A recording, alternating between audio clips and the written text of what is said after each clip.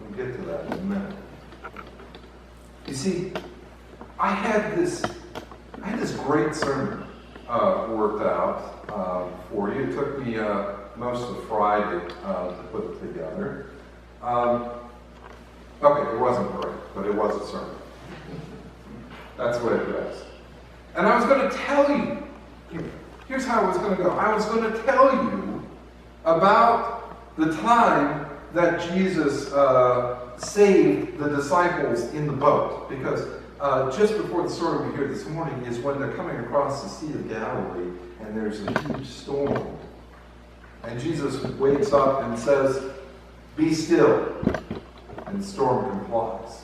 And so I was going to tell you that story and how he strengthens their faith by doing this, and how he saves them from fear of the natural elements by demonstrating his authority over creation. And then I was going to tell you about the Gerasene demoniac, that's the guy with the demons, and how Jesus heals him, which strengthens his faith, creates his faith actually, right? Gives him faith in this weirdo guy, Jesus, that he's never met before. But it's still kind of ironic, because here you have this guy who is apparently not a Jew, right? Because he lives in this territory where they're keeping pigs. So obviously these are Gentiles and not Jews. But this guy has more faith than Jesus sees in his own people, right? He knows what Jesus can do for him, which nobody else who should know does. And I was going to tell you about how that healing just freaks those people right out. They can't handle it. For one thing, they lose a bunch of money on these pigs, right?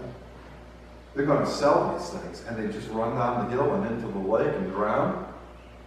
Now, you wouldn't like it if Jesus did that to you, would you? Probably not.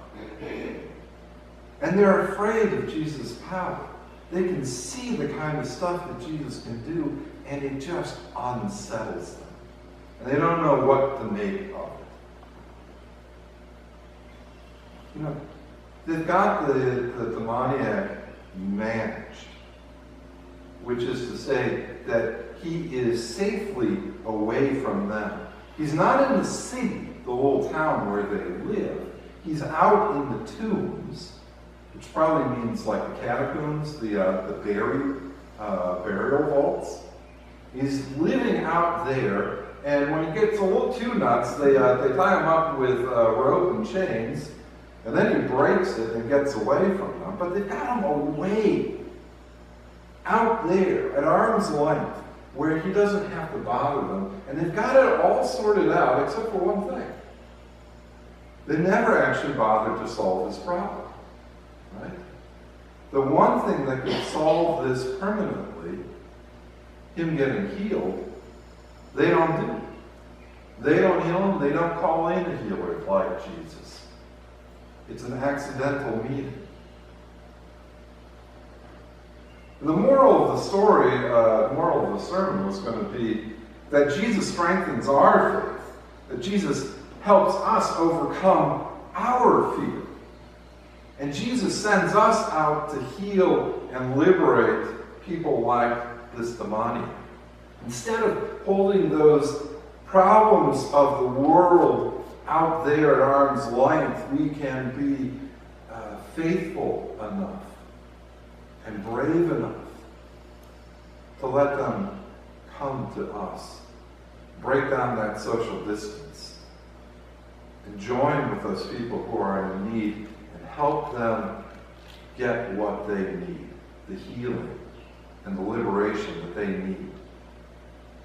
And I was going to illustrate this. I'm going to illustrate this whole moral of the sermon by telling you the story about Marvin. Not Eddie, Marvin. And Marvin, let me tell you. Marvin was a guy that I knew in Atlanta when I lived at the Mennonite Hospitality House. Now, some of you probably don't remember this story. But for a year after I graduated from seminary, I lived in what was known as the Atlanta Mennonite Fellowship Hospitality House, which was an old bungalow in downtown Atlanta that they owned. And we would take in homeless men and try to give them transitional housing and get them to a place where they could get an apartment and get themselves sorted out. And it never worked. We never did have any success with this, but we tried. And one of the things that we did there was we let it be known in the neighborhood that if you came to us and asked for food, we would always give it to you. We'd give you what we had. And usually what that meant in practice was that we'd give you a peanut butter and jelly sandwich. Homeless men don't get dental care. And so what happens to their teeth? They rot and they fall out. So they can't very often, they can't really eat solid food.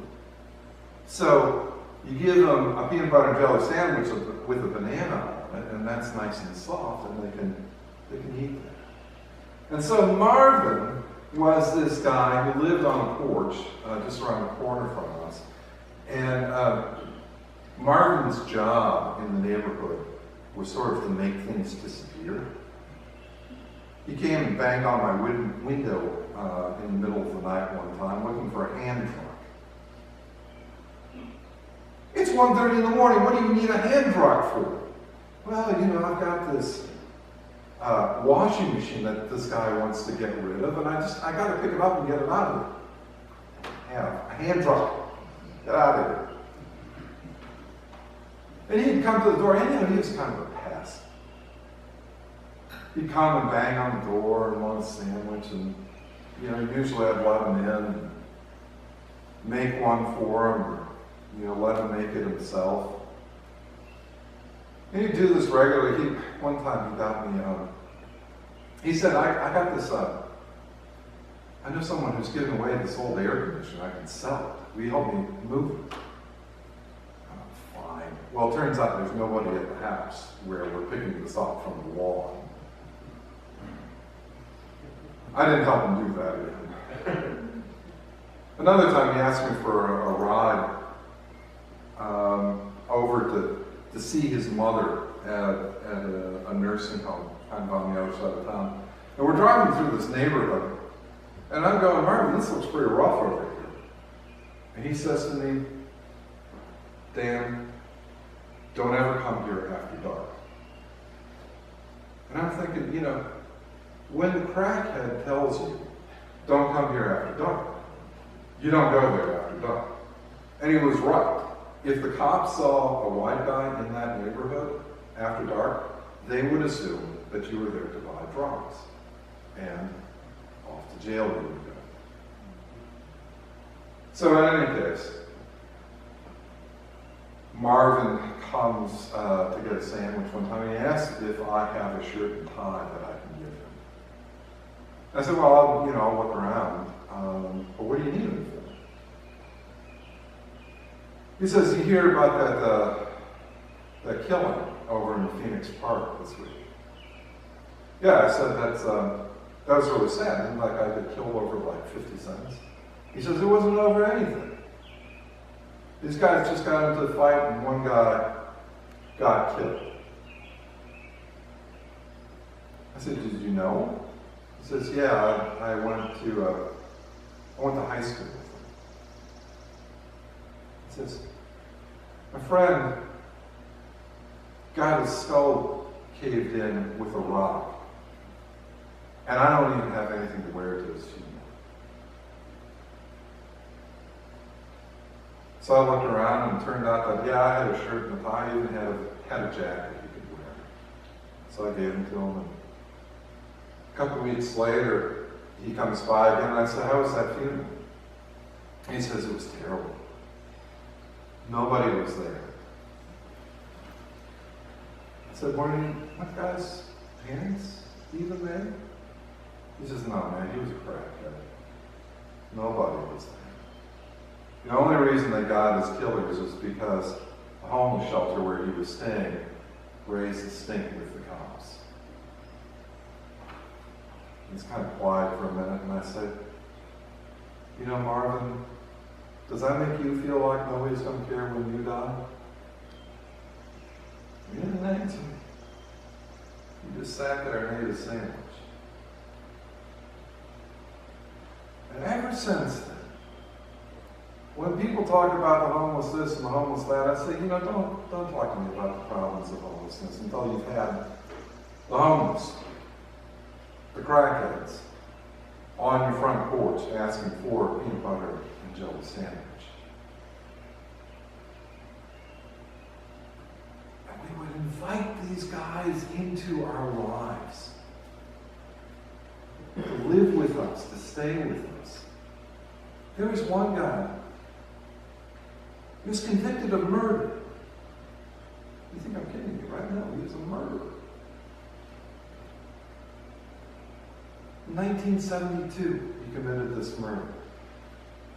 And I said, wait a second. Didn't they want to give you the death penalty for this? I mean, you killed a white guy, right? Black guy kills a white guy in 1972, you bet he's going to get the death penalty. He did. But in 74, the Supreme Court banned the death penalty. His sentence was commuted. And so he was put out on parole and wound up coming to us. Nicest guy I ever did meet. I would have much rather lived with him than some of the CEOs I have met along the way. I could trust this guy, unlike some of the corporate executives I can mention. So yeah, we bring these problems in, and I'm not going to say that we're perfect or that we were saints. I mean, we blew it an awful lot of the time. But I'll tell you, my faith was never more alive than it was when I was living there. Man, I understood the Gospels when I lived with those folks. And so I was gonna say, you don't have to be perfect. I'm not perfect. I don't think I could do this stuff again. But go out and do this. Let's help the problems of the world come to us, and let's not be afraid of it. Now maybe that sermon was okay. Maybe it was a little better than okay. It wasn't not too exciting, but had a solid point. Maybe it was a little confusing how I set all this up. But I get done with it, and I stand up from my desk in the office. And it occurs to me that I have been writing this sermon in my office with the door closed all day while the food pantry is distributed outside my door. Now, I had the door closed for all the best reasons. Right? It's kind of noisy when the food pantry folks are there. Right, Barb? I can hear Barb. Yeah, perfectly. The door's thin between my office and yours. So it's a little noisy. I can't really concentrate on the writing if I don't close the door. And, the AC was on. I wanted the window open, so, adjusted that. But still, here I am, and I'm writing this sermon about going out to the world and encountering it, and I'm shutting myself off from it. And then, step out into the hall, and it is packed. If you've never been over to the pantry on a distribution day, it gets crowded in that front area, doesn't it? You have to kind of step around people. And it's filled with kids, honestly. Some of the families show up and they have 4 kids with them in tow, and they take up some space. And I think to myself, Self, what are you doing? This is nuts. And then, I meet Eddie, which is not his real name. And Eddie is somebody's baby who must be, what, all of a couple months old? Not even? Weeks? Yeah, a few weeks old. And he's in the carrier, and you know how I am about babies. You know, I just kind of melt, right? And so, you know, I can't help myself. I reach in there and kind of move his nose. And then I ask, can I give him a blessing? And his mom looks all shy. You know, she's from a culture where you don't ask for these kinds of things, and you don't say, yes, please, could you? But she finally says, yeah, that'd be great. And so I give him a little blessing, and I even managed to do it in Spanish, right? En nombre de Padre, de Hijo, y de Espíritu Santo. Right? And they giggle. You know, they're just like, oh, he did it in Spanish.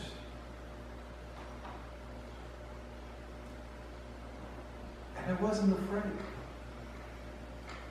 And I showed the faith. Right? In that moment, here's this baby. And how does Jesus come to us? But in a baby. Right? Now, I'm not usually afraid of helping people. And, you know, I have some pretty good faith. But we all need a reminder every once in a while about what it is all about.